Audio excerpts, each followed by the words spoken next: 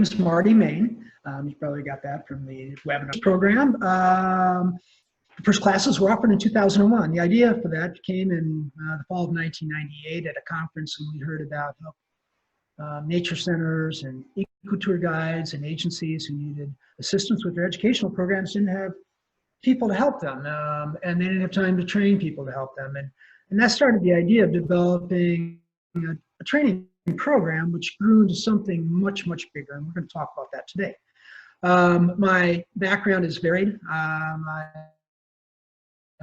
have a master's degree in oceanography and actually worked for NOAA, and I have a PhD in wildlife ecology, and I'm a professor in the Department of Wildlife Ecology and Conservation, and most of my work has been on large mammals, behavioral ecology stuff, carnivores like jaguars in South America and blue panther here, and coyotes and bobcats, but also birds and other things. So that background was a good reason why I started the Master Naturalist program. And that's what we're going to talk about today.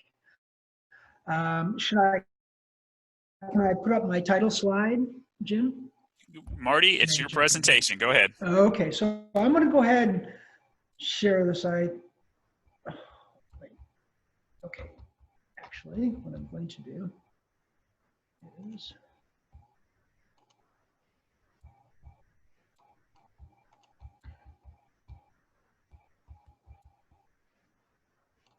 I might have the title slide ready to go here. Okay. You guys, you don't see anything yet, I'm assuming, do you? Not yet. Okay, here we go. I'm going to share the screen. Share. And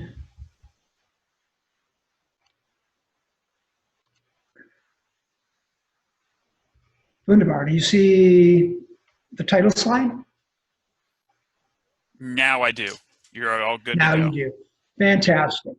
Okay, so this presentation was developed last year in response to some requests to talk about the Master Naturalist program by many of the Friends of the Florida Master Naturalist program groups, or Master Naturalist chapters. Some people like to refer to them as technically the Friends of groups. And in response to that, I thought, well, okay, that's great. But, a lot of these guys are already Master Naturalists. I don't want to talk to them about what they've already done. And fortunately for me, Ira Glass, who does This American Life on NPR, if you listen to him, he's a world-class storyteller, came to Gainesville, and I went and listened to him, and he talked about the things that influenced him during his life that culminated in development of This American Life, his show. And I thought, well, I think I'll tell you guys a little bit about how the Master Naturalist program got started. And so this will be about the past, present, and future. At the end, we'll talk a little bit about some updates and some other things.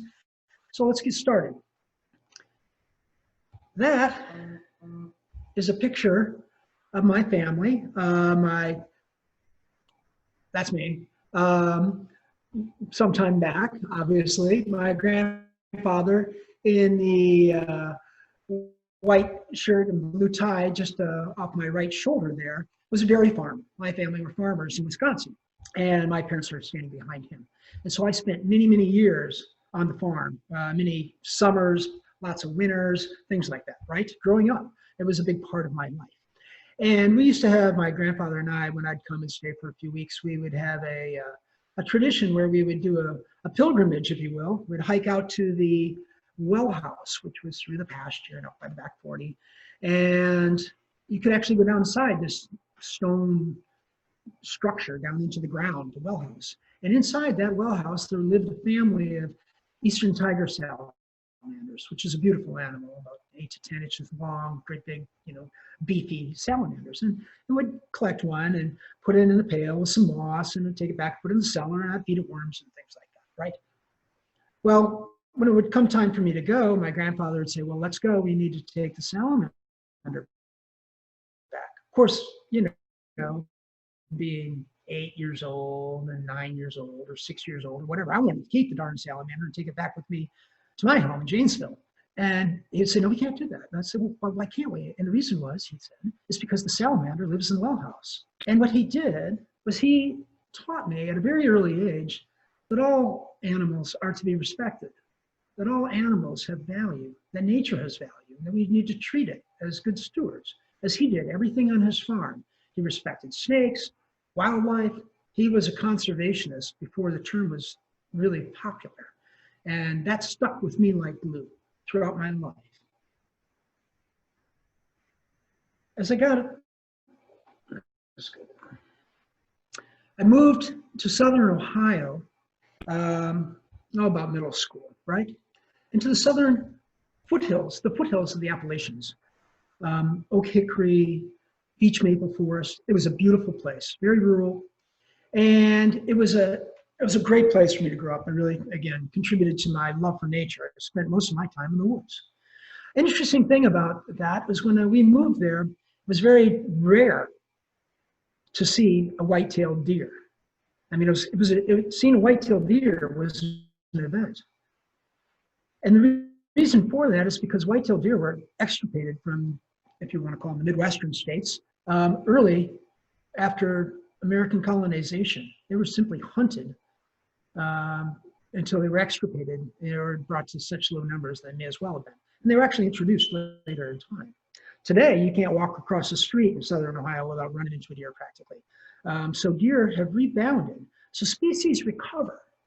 And that was I started to see that as, when I grew a little older, and then we moved to Michigan when I was a junior in high school. But that recovery was pretty fascinating to watch. Another thing that was interesting about where I lived is there were a number of, old timers. There were some folks I worked with to help build fences on their farms and things like that.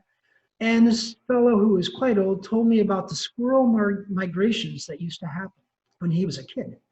Thousands of squirrels coming through the canopy in a mass migration. Well, I looked this up, and there's actually records of this happening, of these massive squirrel migrations, which makes sense. They were leaving colder climes, headed for new food resources, and we don't really talk about that. It doesn't happen anymore because the eastern deciduous forest has been largely fragmented, and the ability for these kinds of migrations has been eliminated.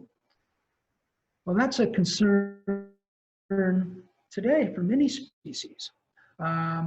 Migrations are disappearing throughout the world, including the United States, different kinds of migrations. And so in Florida, we talk about species recovery, and we're witnessing, I talked about the white-tailed deer in Florida, we're witnessing a phenomenon right now of the Florida panther recovery. The Florida panther is down to what they thought might be 29 adult individuals. Of course, that's, numbers got a plus or minus, obviously.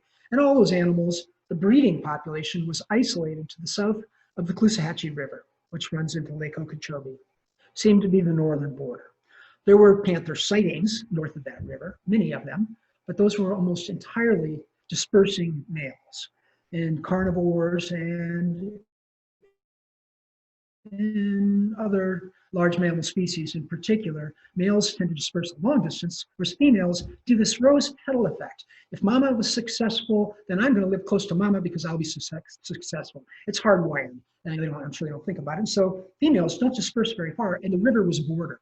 Well, in 1995, a number of female panthers, or cougars, which the Florida panther is a cougar, it's a puma concolor, same species as occurs in Alaska and in Argentina, different subspecies. Those animals were brought in because inbreeding depression was creating conditions where panthers were dying and offspring weren't surviving, and males were becoming non-reproductive. So they brought in, I think it was 8 females, and ran them through 2 generations. They were collared and then they were removed. That genetic introgression resulted in the Florida panther starting to have kittens that didn't show signs of inbreeding anymore. In fact, they were robust and surviving. And the population started to increase and has been increasing for the last 20 years or so, right? 25. And as a result, panther densities have increased in South Florida, and females finally got so crowded that they jumped the river. And about 2 years ago, there's been at least 2 females with kittens documented north of the Caloosahatchee, which means that the dispersal of Florida panthers will now be more effective northward. That's a very big deal, and a huge success for the Florida Fish and Wildlife Commission's efforts to restore this species, and the U.S. Fish and Wildlife Service, and the landowners that contributed to this, and everybody else, NGOs, etc. In terms of the migrations, in terms of Florida, there's a number of different types of migrations in Florida. And I put this slide in here yesterday because I was talking to Steve Johnson. I thought, well, I'll just jump this in. And this was a question on the test. Migrations take different forms. Species like the striped newt are migratory. They just don't migrate very far. And so Steve Johnson had done a study. When I sent him the slide, he said, oh, great, now there's at least 2 people who have read my paper, which was a joke, of course. But he documented that striped newts coming out of these isolated wetland ponds, and I emphasize the word isolated because there were no fish predators in these ponds. For some amphibians, they can only breed in ponds that don't have fish predators. They're just too efficient at eating up their tadpoles and such. So the striped newt is one of these, and they migrated over 500 meters from that pond. That's over 1/3 of a mile. That's a pretty long way for a 7-inch salamander through all sorts of dangerous territory. The point of this being is that when we talk about conservation, when we talk about a conservation of a wetland, we really can't just say we're just going to conserve this little wetland pool. We have to think about the things that use it and the elements of habitat that are necessary for those animals to survive. Connectivity, so that those animals can move from the pond through the landscape into upland habitats that they live in, and then come back to the pond later. And these kind of migrations happen with salamanders and other species all over the country. But Florida's not just a migratory state for these newts or other amphibians. Florida's a pipeline for migrations of all kinds. Leatherback sea turtles travel the globe and come to Florida to nest. I guess it's coming on 2 years now. The first documented leatherback sea turtle, which is in this image, nesting off of Sarasota Beach, occurred in decades. That's a big deal.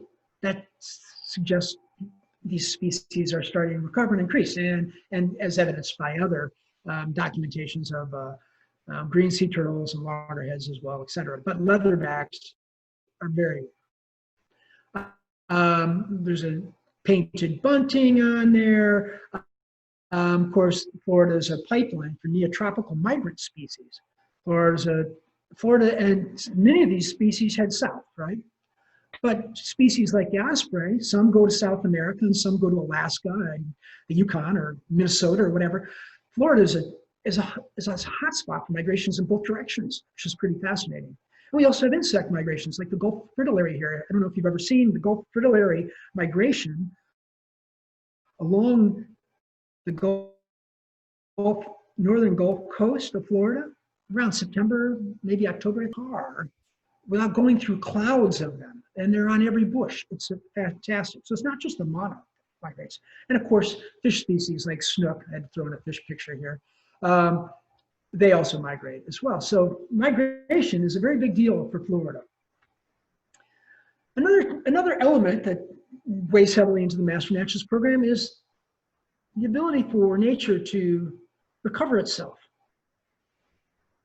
I read a book when I was, I guess it's probably an undergraduate. It was published in 1949 by George Stewart. It's called Earth Abides. And it's a post-apocalyptic type of novel, right? It was written in 1949. So, it's a little different, but it talks about how nature recovers the landscape, how cities reverted to forests and rivers reclaimed their original paths and all this stuff. And it's about how nature lives. And that's a recurring theme for me. And this was also impressed upon me at Beaver Island. You can see a little map here. There's Charlevoix on the mainland of Michigan, and Beaver Island's up there. And the Upper Peninsula would be off to the northeast there. So Mackinac Island, you can see the little bridge going across the Mackinac Bridge there. It's not a little bridge, it's a big bridge. So anyway, I spent, I don't know how many weeks, I can remember, 6 weeks on Beaver Island as a senior, upper level ecology class when I was in Michigan going to college. And I lived there and we hiked all over this island. And this island is an interesting history. Back in the 1800s, when the Mormon church broke up into different factions, there was a group that left for Utah, obviously. There was another group that went to Beaver Island in Michigan. And they had a king. I think the only king in the United States ever. His name was King Strang. And part of their whole, they had all their different things. And, they're good people. There were actually 3 towns on this island.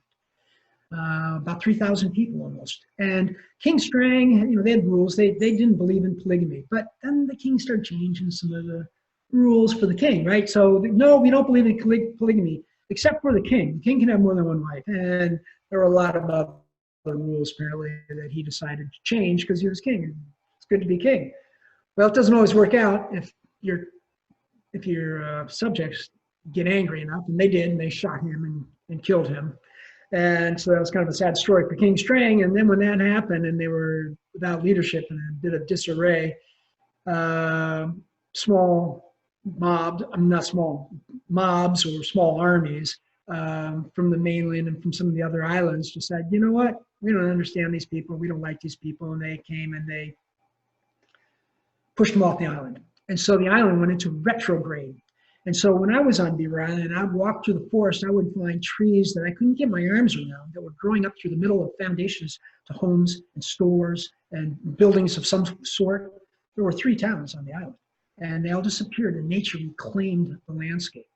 And so nature, earth abides. And so when I talk to people and they say, we're destroying the world, we're ruining the world, well, there are some pretty good arguments that we're having some pretty harsh effects on the world.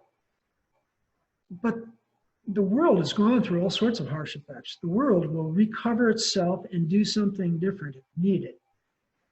The ones that won't be able to accommodate that is us, people.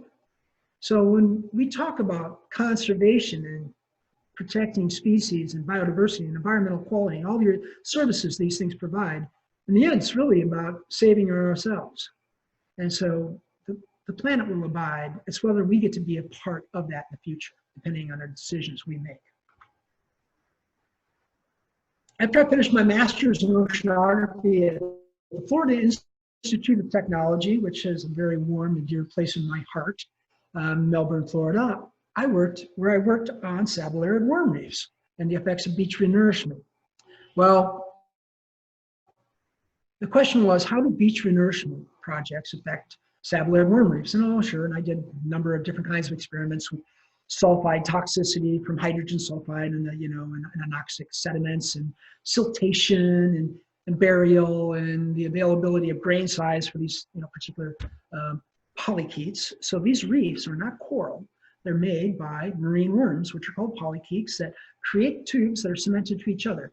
These things are biodiversity hotspots. If you break off a chunk of one of these, animals literally leap out. They're full of fissures and cavities and animals burrowing into them like stone crabs and small fish and other polychaetes and all sorts of things live in these, right? So, and they also, algae grows on them and green sea turtles graze on them. So there's a lot of values to these, right? Well, as you might imagine, beach renourishment projects where you bring in, thousands of cubic yards of sand, or maybe hundreds of thousands, or maybe even millions, buries these things. What happens to them? They die. We did the studies, but everybody kind of knew what was happening. They bury them, they're dead. In some cases, those decisions were that it doesn't matter because the beaches are eroding and they threatening property and it's a livelihood and all these things. So in some cases, sometimes, even though you can demonstrate there's an environmental reason not to do something, there has to be a political trade-off. And after I finished my master's, I actually went to Washington, D.C. and worked for a year on the subcommittee for fisheries and wildlife conservation and the environment, which was a subcommittee back then, as a congressional fellow. through Sea Grant. And it was a great year, and I learned a lot. And there again, I learned that sometimes political realities and environmental trade-offs, there's always a balancing act there. And so as we fight for conservation goals, sometimes we have to think about keeping the ship moving and recognize we may not get everything we need or want immediately, and not to get discouraged by that, but to keep working towards making things better. An example of that might be seawalls in Florida. So people talking about hardening the shoreline to prevent, in response to sea level rise. Now that won't work. And in other cases, people are saying, well, we should get rid of the seawalls we have and put in living shorelines because of the values. Well, that's true too, because living shorelines are more effective at preventing erosion. They provide all sorts of biodiversity values. But in some cases, you may already have seawalls there. And in the third picture there, you see a combination of seawall and living elements. An example of how to take a situation and say, we're going to move towards something better, build up support for policies, and move forward. And so I think living shorelines and hybrid living shorelines in Florida are going to be a big element we hear a lot more about. And in fact, we have a Master Naturalist course dedicated to that, coastal shoreline restoration. Behavioral ecology explains community ecology. Everybody got that one right on the quiz, I saw. So after I left Washington, D.C., I worked for the National Oceanic and Atmospheric Administration for a couple of years. I moved into being in the DC hub. I ended up in an office job on a fast track to high level management, but that's not really what I wanted. I didn't want to be in an office. And so I was thinking about going back to school. And as I started to explore it, I kept thinking to myself, God, maybe I want to do something different. So I did. So I got my PhD in wildlife ecology, studying initially mountain sheep and mule deer on Hart Mountain, which you see a picture of there. That was my study area. I owned that place. Walked over the whole thing, frankly. 40 miles of 2,000-foot cliff. And then were gentle hills on the other side. So anyway, at Hart Mountain, though, is a great example of how large ungulates, pronghorn, antelope, mule deer, and mountain sheep partition resources. They all will eat some of the same things, right? But they partition the resources to get what they need most and also to benefit themselves the most in areas that are the best adapted to, which is pretty much the definition of behavioral ecology. Well, we have that in Florida too, in many different ways. And we talk a lot about it in the Master Naturalist program, about partitioning resources. So for example, wading birds, the green heron, the tricolored heron, and the great blue heron, they'll all eat a frog or a small fish. But they also have other dietary elements that they kind of specialize maybe that the other ones don't. Green herons, for example, eat vegetative matter. They are limited by their short legs. Tricolored herons have behavioral strategies where they use shading and chase fish to confuse them with their wings. And the great blue heron, of course, is a sit and wait predator that can take advantage of deeper waters, especially as tides are going out and things, and capture animals and larger animals, and when they come by them in various places. So it's just one example of how animals partition resources in Florida, and there's so many examples. And this brings up an important point from habitat conservation, same way that the migratory issues do, right?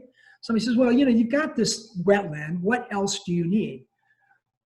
Well, wetland's good for the great blue heron, but it might not be so good for the indigo snake or the gopher tortoise. Both, which kind of go together. Indigo snakes like live in gopher tortoise burrows. And so many other species, right? The point being here is that we don't just have species that are in danger, we have habitats that are in danger.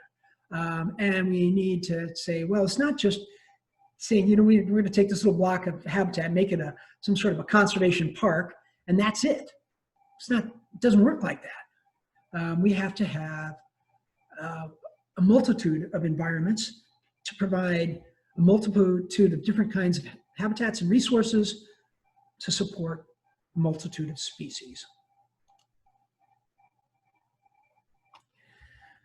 Something that's a big deal in Florida are invasive species, and I've had a number of experiences with invasive species, one of which was kind of interesting.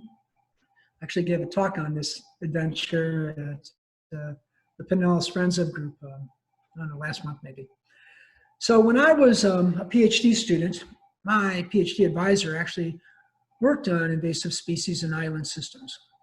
And he was contacted by the Royal Society and the Smithsonian Institution and the Seychelles, the government of the Seychelles, as somebody that might be able to help them with the problem of feral goats on Aldabra Atoll.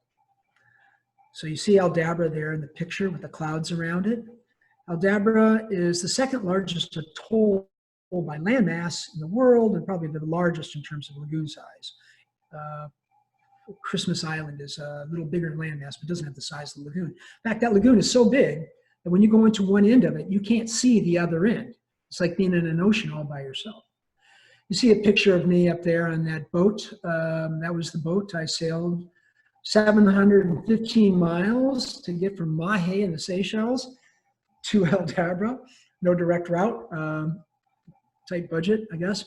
It was in January when we left Oregon. I was the color of milk. By the time I got to Aldabra, I looked like a lobster that had been thrown into a pot. So let's talk a little bit about Aldabra. So what's the big deal about Aldabra? Well, Aldabra is a World Heritage Site. You can look it up. There are many rare and endemic species in Aldabra, including the white-throated rail, a flightless rail. But the star of the show is the Aldabra tortoise, the Aldabra giant tortoise, which you can see at Busch Gardens or the Washington National Zoo. They can get upwards of 500 pounds. So these tortoises were the major herbivore on these islands until goats were introduced. Aldabra is uninhabited. It's truly a desert island, no freshwater source except for rain.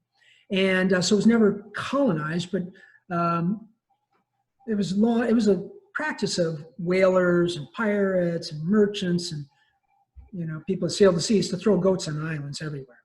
Because when they come back the next year or whatever, there'll be 4 or 5 times as many goats, and they could harvest them. And that was done in Aldabra too. The problem with the goats is that there were only certain areas on the island where the giant tortoises could graze. And you can see in the top picture, a tree looks like it's got a browse line. Well, it does. So at midday, the tortoises have to get underneath the shade of a tree or they bake. This island is literally on the equator. And it's not close to anything. It's like 400 miles from Africa, 400 miles from Madagascar, 700 miles from the Seychelles. So anyway, the goats would not just create these browse lines, they'd also chew in the bark and they'd kill these trees. And every time one of those trees died, a dozen or more tortoises would perish with it because they relied on those trees for their shade.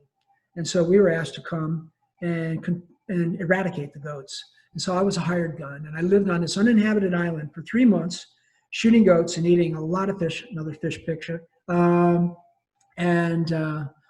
save the giant tortoise. And just a paper was published just a couple years ago. After 25 years, they have determined that there are no goats on Aldabra. So that is actually quite a success story. Of course, there's invasive species in Florida too. It's me with my python. That's actually a rock python, an African rock python. A friend of mine, Dennis Giardino, organized a python hunt, I don't know, maybe 5 years ago now, down near the casino that's at Chrome and Old 41, kind of a northwest corner of Miami, if you will. There's a lot of natural. Anyway, some pythons have been run over there that weren't Burmese pythons, they were rock pythons.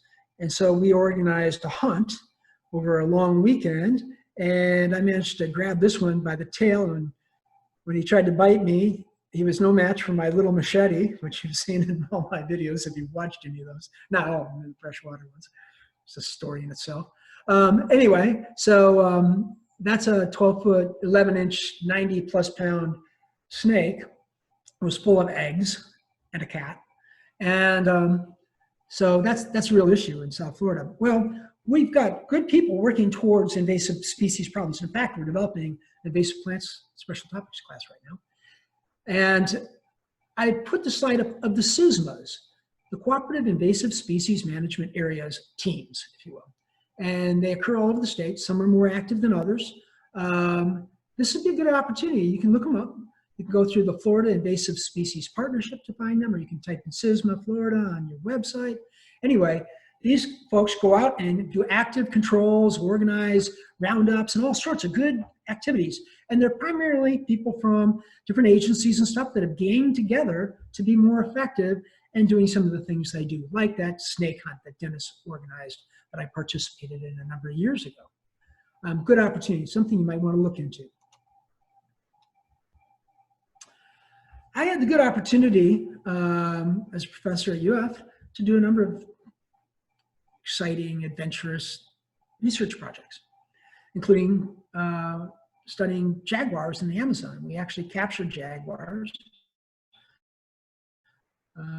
They tried to make a Animal Planet program out of it, a trapper in the Amazon, and something like that. I can't remember the title. Anyway, it didn't fly. It was too sciencey. But they came down and they filmed us one of the years. I was down there 4 years for different periods. My graduate student did the bulk of the field work. And so we had a team down there. Anyway, one of the things that being in the Amazon really drove home, and also working in the Fakahatchee, our own Amazon in South Florida. And that's a picture of Guzmania. Perhaps some of you recognize that, a rare bromeliad that only occurs in the heart of the Fakahatchee Slough. Is that these large protected areas have tremendous biodiversity of species that occur nowhere else, like the Guzmania or the jaguar, or that picture of that black caiman, giant black caiman in the photo from the Amazon there. Those guys were pretty cool. So these large wilderness areas are really critical to support high biodiversity and many rare species that must be in insular environments where they're protected from predators they're just not adapted to dealing with. And so that conserving, when people say, well, you know, why do you have to have such a big area? Big areas do things that small areas cannot. And so they're an important piece of the puzzle. But they're not the only important piece of the puzzle. And I saw that everybody got this right too. They have to be connected through the landscape so animals can move and exchange and stuff. We can't just have protected parks here and there and think that we're going to conserve biodiversity and sustain important ecosystem services. We have to have conservation values provided throughout the landscape, and working landscapes do this, like ranches and farms and commercial forests and things like that. Do they do everything the Fakahatchee does? No. Do they do some things that Fakahatchee doesn't? Yes. You know, certain species like burrowing owls, they like these landscapes. There's a number of species that are keyed into them. Animals that are a little more generalistic, like white-tailed deer and coyotes, do very well in these kind of open, mixed landscapes. So they're very valuable, and they're absolutely critical for connectivity among our larger protected areas. And that's something to think about when they start talking about building another massive I-75, I-95 look-alike up through the center of the state, right through the heart of our rangelands, which is really concerning.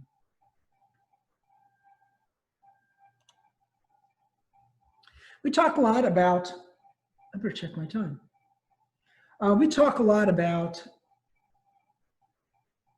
the importance of teaching children. Jim and I were just talking about that before this all started. Some of you were probably privy to that conversation. We were just chatting it up, right? My daughter and his daughter, and how important it is, you know. And the children that are deprived of these opportunities, they show all sorts of disorders: increased stress, attention deficit, obesity. This one in particular, perhaps, lack of concern or understanding for nature is a very big concern, because small children grow into big children, grow into adults, and they vote. And if you don't care about something, you're not going to see the value in it. And so that's why adults also need to connect with nature. We need to provide opportunities to do that. And that is really why I developed the Florida Master Naturalist program as an adult program, because there were so many efforts to reach children, but I didn't see very many efforts to work with adults. And I like working with adults. I was also a karate instructor, and I only taught adults. Just really kind of speaks to the kind of class I taught, I guess. But so adults need to connect with nature. And I threw the slide in here. That's my daughter. She's probably 14 or 13 there, maybe. We were at the Kissimmee Prairie doing a grasshopper capture with a bunch of master naturalists, which was pretty cool. And you see some of them there. And the woman right next to Maggie, she's definitely all in. They're petting a garter snake, it looks like to me, right? It's a snake. And Maggie, of course, is totally relaxed because, like we were talking earlier, you know, we used to wear beetles as shirt ornaments and anoles as jewelry on our ears and nose and things like that. We weren't afraid of animals. We liked them. And the woman next to her is not. The one next to the woman in black she's like, you know, all right, I can do this. The woman next to her, I'm not sure she's bought in yet, you know. She's definitely needs a little convincing here. But you can see a gradation there, right? And that's the way we are. And the Master Naturalist program embraces all those feelings and stuff, right? You're not forced to do anything you want, but you get a chance to start to do things perhaps that you weren't exposed to previously. And more importantly, take things back and share them with your grandchildren or your neighbors or your school kids or your scout troop or whomever that might be. So that's why we built the Master Naturalist program, right? And so let's talk a little bit about that. When I first started that, somebody said, well, what is your vision for this? What do you hope to accomplish? I said, we're going to strengthen the conservation ethic of Florida, and we're going to build an army of informed citizens to help us do it. This is going to be a grassroots movement. And because, for the reasons I mentioned, we only are going to conserve what we care about. And we're only going to care about what we understand. And somebody's going to help us understand that if that is not in our history, if it's not in our experience. Jim was talking about his love of wetlands and fishing and all that, and growing up as a swamp rat, right? Well, I had similar experiences. You know, mine were a little more upland oriented probably. But so we need to provide those experiences to people. And we need to prepare master naturalists to be able to do that, in addition to getting experiences themselves. Because when people don't have those experiences, they do stuff like this. Remember the government furlough right at Christmas a year ago?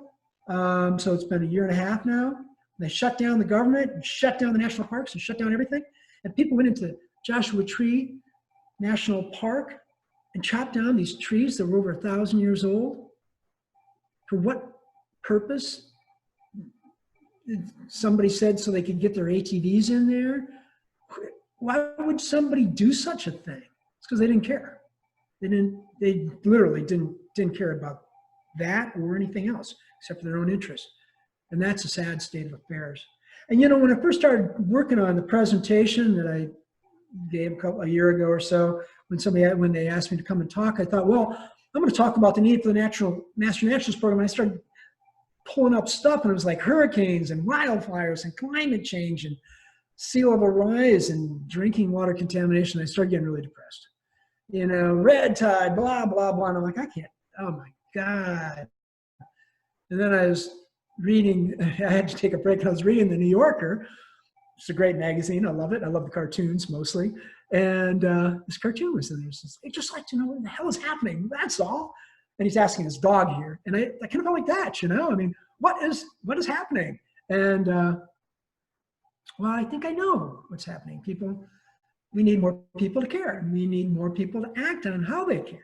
The problem is when these things are polled in the 2016 election, they said, well, you know, where does the environment rank on your list of priorities? Well, it's always down around 12 or 15 or something like that. That's not ranking at all, right? That's not getting anybody's attention. We're talking about the Earth support systems that make our lives possible. We're talking about the things in the world that make our lives rich and enjoyable, that give us things to do, that give us things to see and relax. And yet the environment is always a non-player in this. We need to change that.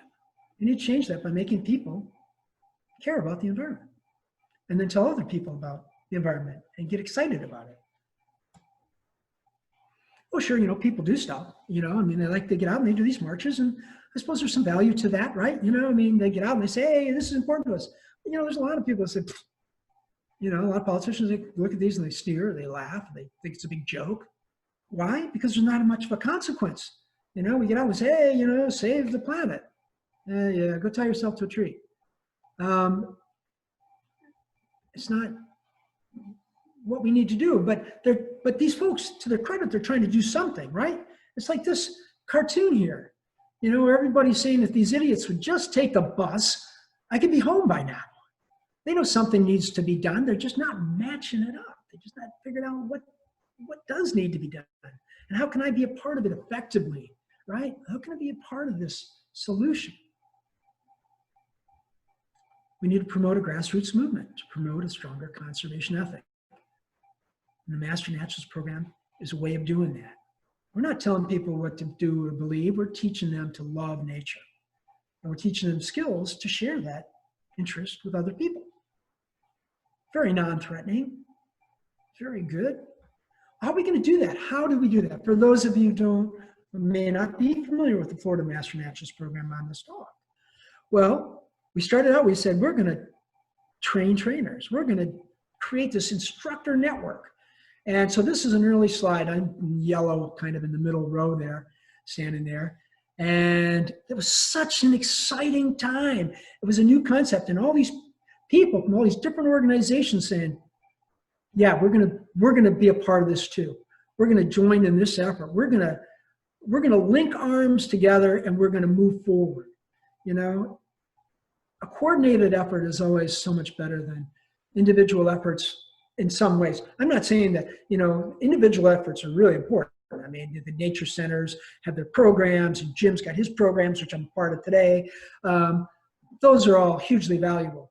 But when we start to bring those people that have all that knowledge and expertise together and create some sort of critical mass where they're sharing their ideas and they're helping each other and they're forming teams, well, that's another different kind of activity that's also very valuable. The instructors, and I want to mention this, are the heroes of this story. Without their efforts, without their dedication to this program, this would never work. But it is working. And the other heroes of the story are the graduates of the program who go out and they do things, and they're doing all sorts of amazing things. And we'll get to a little bit of that. They are teaching people. They are joining efforts. They are they're bringing conservation issues to the forefront of discussions that is resulting in the purchase of important conservation lands. They're doing all sorts of things. So anyway, I'm not going to get into all that. I'm going to move on a little bit. So how are we doing? The Master Naturalist program is offered in every county that looks green, and a couple of them that haven't turned green yet actually have, that I didn't update the slide. We're adding new instructors, right? We have over 200 instructors working with us from all sorts of organizations around the state. And in terms of participants, graduates of the program, that was an interesting test question to watch. We've been over 1,000 since 2011. 2012 dipped. There's always dips and stuff. Hurricanes are a real bummer. Hurricanes really hit us. And COVID, the darn pandemic. It's hard to make light of that. We're adapting to that though. So anyway, so we're up 1,400, 1,500 student graduates a year, which is amazing. And right now we have 9 different courses offered, right? We have our historical core courses, coastal systems, freshwater systems, and upland systems. They tell you all about the whole state. And as you do your field trips, you learn about what's in your neighborhood, right? And then we have special topics courses on wildlife monitoring, habitat evaluation, environmental interpretation, conservation science. We're adding an invasive plants course. And we're doing a restoration series. Marine habitats are available and coastal shorelines are available. and Shelley Johnson and 4-H colleagues have put together a youth master naturalist program, a youth Florida naturalist program book that anybody can buy and use however you want. Home learning with your grandchildren, all sorts of stuff. It's really cool. Check it out. So our mission is to increase the awareness, understanding, and respect of Florida's world. And I have some testimonials that demonstrate we are absolutely doing that. So this person here said that the Master Naturalist program has opened her eyes to her backyard. A lot of people have told me things like that. I was at Fish Eating Creek, which is in South Florida, not too far from Lake Okeechobee, and near Palmdale, Gatorama, maybe you've seen that sign. And I was getting my canoe shuttled up into the Lakes Brothers property so that I could do a 2-day float.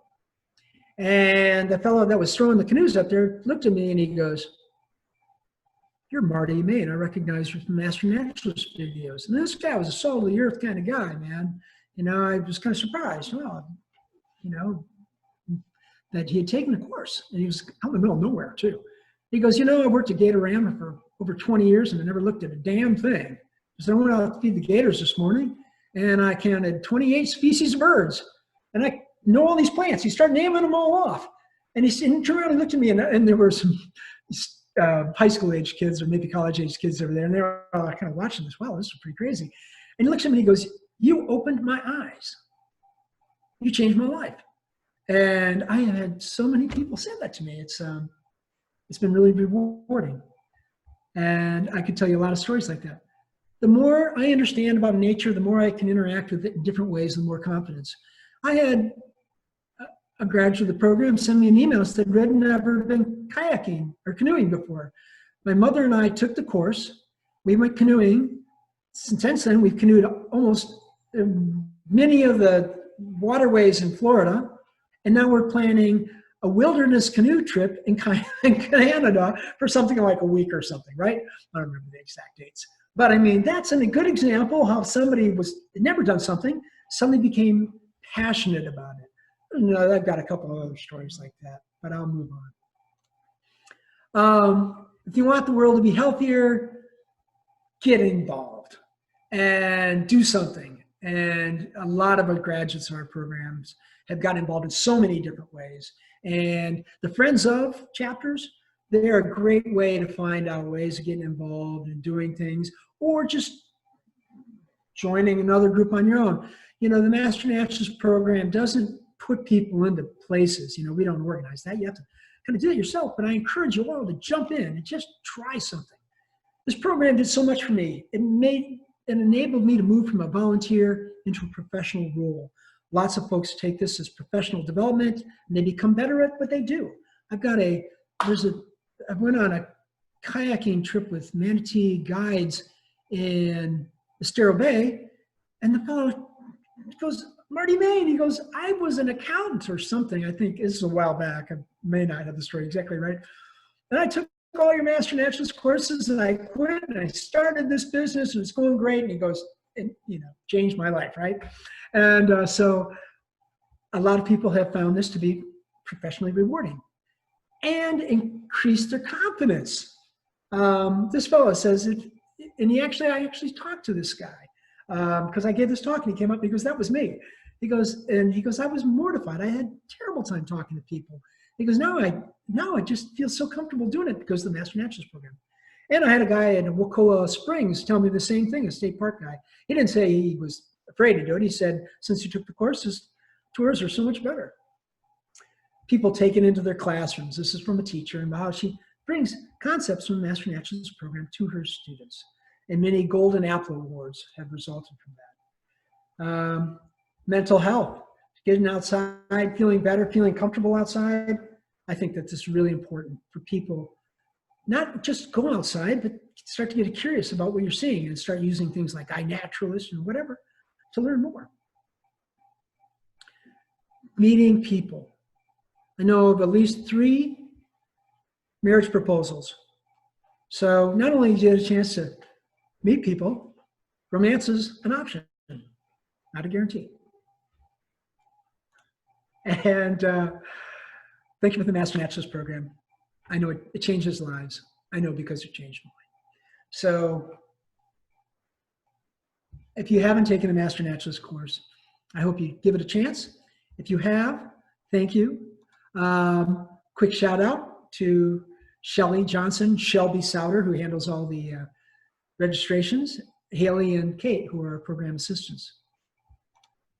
Also our advisory board, which is continually changing. Catherine Clements currently doing a superb job as president. They give us great advice and we bounce ideas around with them. And the last thing I want to mention is that the Master Naturalist program needs to survive beyond me. You know, it doesn't get a lot of support from the university, to be quite honest. It's not the highest priority. In fact, our support has been reduced. Oh, my connection is unstable. I hope this is okay. Anyway, we have an endowment fund. I've put the Master Naturalist program into my estate plan. It's a revocable trust donation or something. That is, it could be changed in the future. I don't intend to.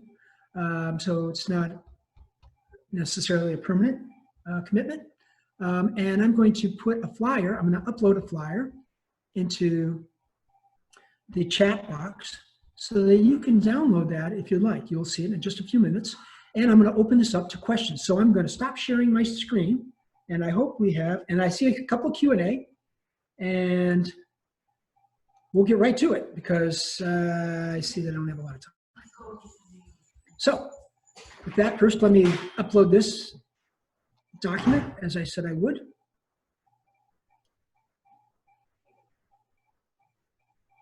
Jim, can you hear me? Yep, we can hear you, Marty. And Okay. while you're uploading that, I'm going to go ahead and distribute the post test really quick. And so if y'all can answer those questions, and if at the end too, Marty, if you wouldn't mind, we can go over these questions, and then we can do the Q&A. So let me launch this poll. Okay. Right here. So everybody, do your best answering. I know I learned a lot of information today. Jim, when I've gone to the chat, I've had an opportunity to add a file, but I'm not seeing that today for some reason.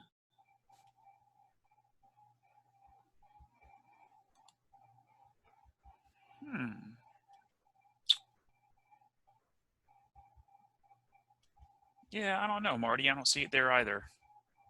You know what, Marty? If you can send me that in an email whenever I send whenever I send everybody the YouTube in a follow-up email, which will be no later than Monday, I'll have that as an attachment. Okay, great. I'm going to also send you a 60-second film clip of myself talking about the endowment, and if people would like to watch that. So they'll have a little YouTube link they can look at. And it just kind of talks briefly about the need for this and the value that this has provided so many people. That sounds okay. Great. So I'm going to take a look and see if there are some questions that I can look at. Q&A. There it is. Okay. Okay, right. Okay, so one question here, answer live. I'm going to answer this verbally. I work in a library and wondering if you have any kind of outreach program on this topic that can be delivered to my customers. Did you hear that, Jim? Yep. Okay, great. The answer is yes in a couple ways. So I would recommend that you reach out to the local Master Naturalist or the closest Master Naturalist Friends of group, if there is one in your area, which can be found on our website, and ask them if they could provide speakers and what topics they might be able to provide. So you might not just get one topic, you might get somebody to come to talk about amphibians or plants that live on the dunes or, you know, who knows what. So I would do that first. You can also, of course, there's, if you wanted to take courses, you know, then there's that, and you might do some of this yourself. Please take care of Mother Earth. Okay, I'm going to do my best. Thank you very much. Let's see, the comment about taking care of Mother Earth, that's going to take everybody. It's going to take us all to do that. So thank you, and thank you for your kind words about the program. Options, options for taking classes. With COVID happening right now, we have a number of classes that are scheduled. Some are hybrid courses with field trips scheduled in the future that have the opportunity of changing those dates if required. We've also been having a lot of discussions about how to do 100% online courses with self-directed activities that you'd have to complete and report on. And so go to the Master Naturalist Program website, masternaturalist.org, and then go to course offerings, and you'll see that, and say current courses, and you'll see everything that's listed there. Every course has an agenda, and every agenda explains in detail what will be involved in that course. So you'll be able to tell if it suits your schedule and that kind of thing. So yes, and we're going to be, more courses are being added all the time. What is your advice to someone who is interested in taking the courses but cannot afford them? We have scholarships for teachers. I'm glad you've asked this question. We have a lot of scholarships for teachers. If you're a teacher, take the course and apply for a scholarship, and you will get one. I have never turned down a teacher, okay? If we get 1,000 teachers, yeah, okay, that might happen. And in some cases, we have classes that are just for teachers. We also have scholarships for other people, educators from other kinds of places, and also for people interested that are promoted by others. We have a scholarship page on our website. Check it out. Oops. Oh, no, I hope I didn't delete the wrong one. I deleted somebody's question. I think just now, sorry. Is there still a number to call for sighting of panthers? I don't know if FWC has discontinued that. FWC has a number of sites, panther.net. You might check that one. They may have discontinued it. But they have a number of websites that in information on the Florida panther that they're continually updating. They're a better source of updated information than I am, to be quite honest. Are there master naturalist programs in other states? Yes, our program has been emulated throughout the country. Texas also came up with a master naturalist program at about the same time that we did, but they took a different model. They released theirs sooner because they utilized what's been sort of a traditional extension model of gathering speakers and then requiring volunteer service. I don't require volunteer service because I want teachers and ecotour guides and FWC biologists and lawyers and county commissioners, and all these people have taken, golf course superintendents take the class, ecotour guides, and all those people have. So other states may have a slightly different, model than ours, but I've had gone to multiple states and had multiple workshops with people from other states. And I think now there's 26 or maybe 28 states that have master naturalist programs of one kind or another. ANROSP, ANROSP, is an organization that you can check out that lists those. The Zoom hybrid option is a great idea. I'm taking a master naturalist course, and there's 6 of us all live in different counties. Fantastic. Thank you for jumping in. We also have people from other states. And by the way, we have people from other countries that come and take the master naturalist program. There used to be an English couple that would schedule their vacations to South Florida to take master naturalist courses, and then ultimately became Audubon's Volunteers of the Year. It's a great success story. Do you have scholarships for college graduates? Do you remember this? Do you recommend this program for recent graduates? Yes, yes, it's a great thing on your resume. So I have had multiple state park rangers and others, and ecotour guides only hire master naturalists. I believe you would like to answer this question live. I believe I'm answering this question live. I hope I am. It's a good thing on your resume, to be quite honest. It provides teaching experience, and it also shows that you know about Florida. If you're applying for an FWC job and you have this on your resume, it's going to make you more competitive than somebody perhaps that is coming from a state and really doesn't understand Florida ecosystems. All right, great. Marty, can we share these? I'm sharing the poll results right now. Can you share the some of the questions and answers? Sure. Sure. Okay. So was this webinar helpful? Is that what I'm supposed to look at? Yeah, that's the first one. Well, we're glad to see 100% on that. Okay. So the Florida Master Naturalist Thank you courses very are, much, everyone. Very kind. so the Florida Master Naturalist courses are available to everyone. That is true. Yes.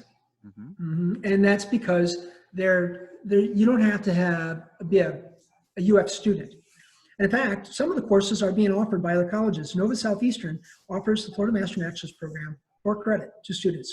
And what we've done is we've pared down everything's just to cover our costs, and they teach all 3 modules in a single semester. Paul Arena does that. Pretty fantastic. And we're working with community colleges also. Florida ranchlands and other working landscapes are critical to conservation efforts. So we talked about that, and that's because of the connectivity and the fact that, so you might look at a pasture, an improved pasture, and say, well, it don't look like much habitat. But to have that improved pasture and to be able to make a profit on the cattle that use it also enables them to keep rough woods and wetlands and other things that are part of that larger landscape mosaic. The number of Master Naturalist graduates every year is about more than 1,000. Yeah, we talked about that since about, I don't know, almost 10 years now. We've been up around 1,000, or 8 years. So, and we're growing all the time, and we're adding new classes. Behavioral ecology helps explain how and why species use resources.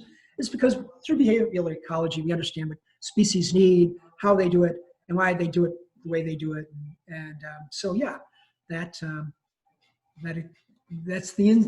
doorway to understanding why they do things. And the big, oh, well, look at that. We got more people said the newt is migratory. I was watching those results. Oh yeah, in the early, in the pre-test, I think that people said no, but a migration doesn't have to go a long ways. For a newt, a half a mile is a heck of a long ways. So, and they have traditional migratory routes. A book that some of you might enjoy, Braiding Sweetgrass. Braiding Sweetgrass. Sweetgrass is a traditional Indian, a Native American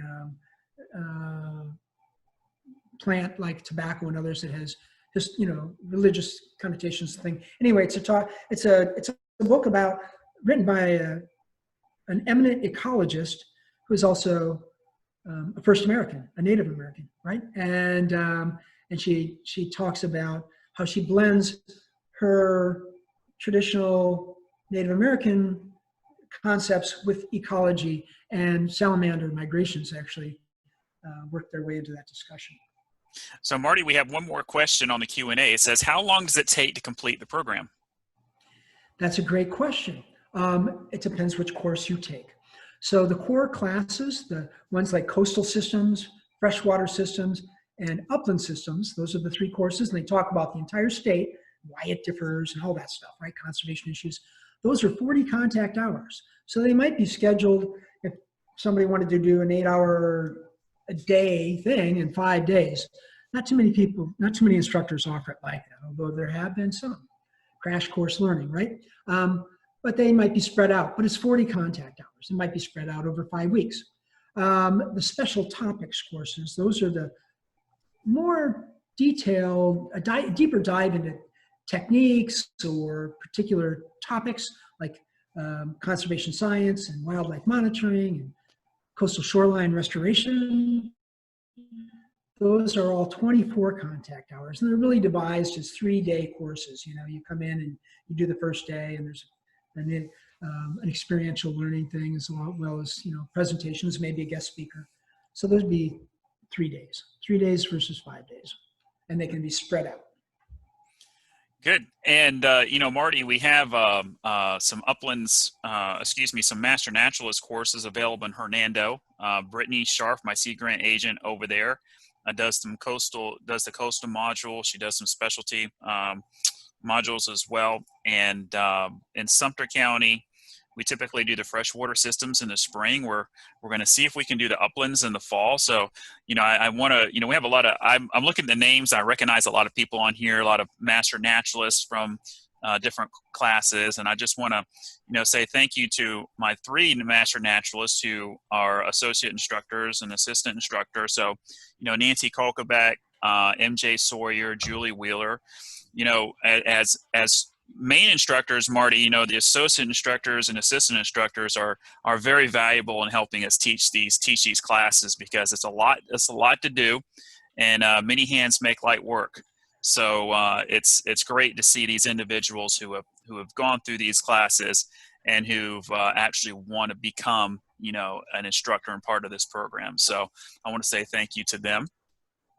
Thanks, Jim. And I'm glad that you brought up your classes. I was about to give you a shout out, but I think that this is terrific. Brittany and Jim do a great job with their classes. If you're thinking about it, we've had great comments about their teaching style and their dedication to this course. That endowment, right? One of the things that the Master Naturalist program does that's pretty unique is that we share the revenues from the registrations with the instructor teams that offer the courses. So these aren't salaries. These are typically going to their programs, program budgets, so that they can do a better job offering courses. They can go to professional development opportunities, like conferences and things like that. And that's really valuable for them. In some cases, like nature centers, they might use it to, purchase a new boat or pay for the electricity or give people bonuses. So this has been a real partnership program, and I can't thank the instructors enough for everything they've done. And Marty, I don't know if we were able to get this one or not. I can't remember. So Crystal Lockhart asked, what are the options for taking classes? Thank you, Crystal. I deleted one question accidentally, I think.